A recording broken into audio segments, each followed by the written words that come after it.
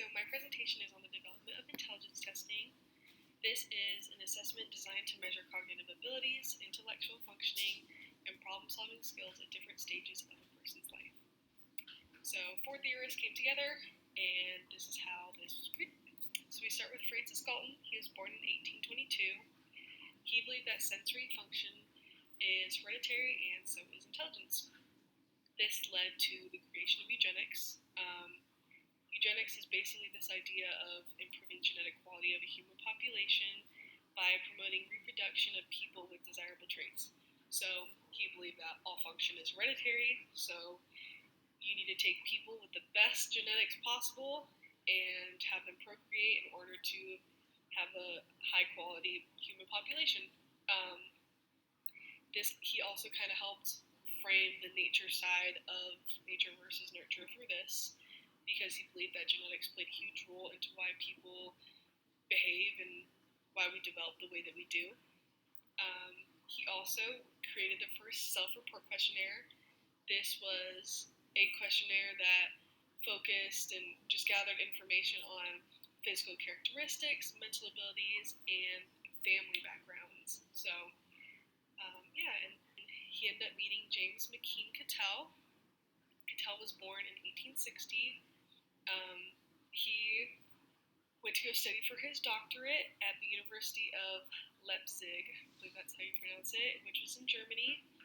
While he was a student there, he ended up meeting Wilhelm Wundt.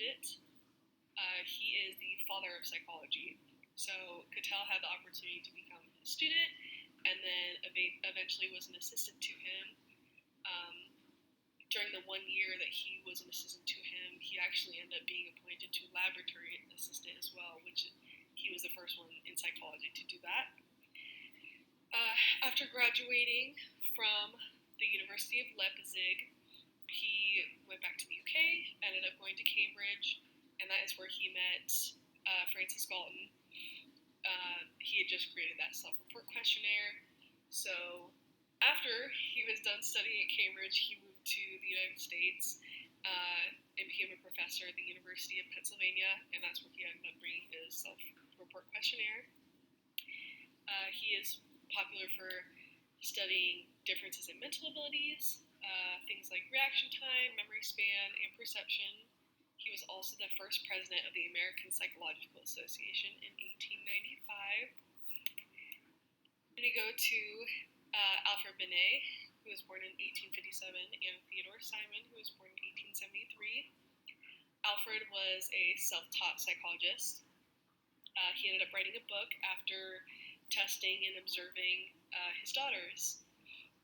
He was really interested and just curious about what made people different rather than what made them similar. And through the testing of his daughters, he ended up creating individual psychology. And then he met Simon. Simon really wanted someone to oversee all of his doctoral research and reached out to Binet, and Binet agreed, so he ended up becoming his advisor. And then in 1905, they created the Binet-Simon scale of intelligence. This was done because they were commissioned by the French Ministry of Public Instruction to determine why kids were having difficulties in school. They believed that the current test that Galton and Cattell had created just had too much sensory processing in it, so they chose to design this new test to try to figure out why kids were having difficulties. This is a 30-problem test, 27 questions being cognitive functioning. Basically just determined judgment, comprehension, and reasoning, and then it had 3 motor development questions on it. This test had an immense impact on psychology. It allowed psychologists to identify developmental delays in individuals, while also assessing one's mental abilities. It pretty much became the basis for all intelligence testing. Although they don't use this exact model anymore, every IQ test and intelligence testing afterwards started based on this test. So, thank you.